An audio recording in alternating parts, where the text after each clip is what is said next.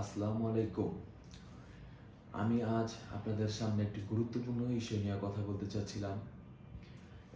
এটি হচ্ছে একজন মানুষের সমস্যা, বাংলাদেশেরই, বরং এটি আমার বাংলাদেশের বিদেশে কর্মরত দূতাবাসগুলোর দায়িত্বহীনতার একটি ভয়াবহ উদাহরণ।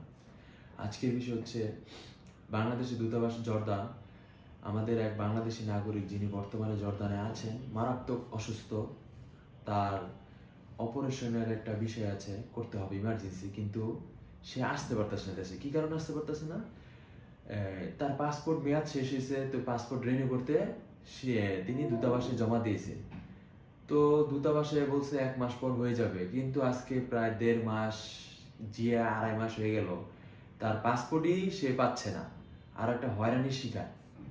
তো একজন অসুস্থ নারী যিনি দেশে ফিরতে চাচ্ছেন বাট পারতেছেন না, তার জরুরি আবেদনটি যদি অবহেলা করা হয়, তাহলে এই দূতাবাসের কাজ কি? আমি ব্যক্তিগতভাবে বাংলাদেশের দূতাবাসের জর্দান ও অফিসিয়াল ইমেলে যোগাযোগ করেছি, কিন্তু কোনো ধরনের উত্তর পাইনি আমি। এটি কি দূতাবাসের কাজ? তারা কি শুধু পার্সোনালি দিয়ে ব্যস্ত, নাকি প্রকৃত অর্থে বাংলাদেশের নাগরিকের সাহায্য করার জন্য নিয়োগপ্রাপ্ত? কিন্তু বাস্তবতা হলো আমাদের নিজের দায়িত্ব পালন সম্পূর্ণ ব্যর্থ।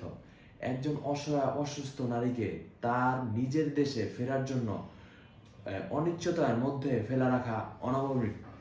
আমাদের দূতাবাসগুলো প্রধান কাজ হওয়া উচিত বাংলাদেশ নাগরিকের সহায়তা করা এবং তাদের সমস্যার সমাধান করা। কিন্তু আমরা বরাবর দেখছি বিদেশে কর্মরত বাংলাদেশের শ্রমিক ও সাধারণ নাগরিক দূতাবাসের কাছে কোনো মূল্যই নেই। আমাদের বাংলাদেশের পররাষ্ট্র মন্ত্রণালয়ের কাছে অনুরোধ জানাচ্ছি, এই অসুস্থ মহিলার পাসপোর্ট যেন জরুরিভাবে ইস্যু করা হয়। দূতাবাস যেন নাগরিকের সমস্যা গুরুত্বপূর্ণ সঙ্গে এবং ইমেল বা অভিযোগের উত্তর দেয় সাথে সাথে।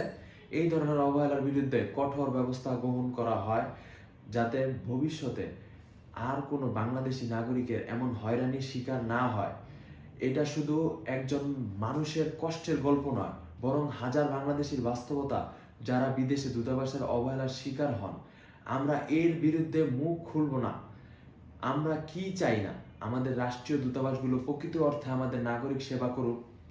তো আপনারা যদি মনে করেন এই বিষয়টি গুরুত্বপূর্ণ, তাহলে দয়া করে শেয়ার করুন, যাতে এই অন্যায়ের বিরুদ্ধে সঠিক ব্যবস্থা নেওয়া হয়। ধন্যবাদ, দেখা হবে পরবর্তী ভিডিওতে। কিন্তু আমার এই কথা বলার সাথে সাথে আমার চোখ দিয়ে পানি বের হয়ে গেছে, আমি এই জন্য চশমাটা পড়ছি। দোয়া করবেন।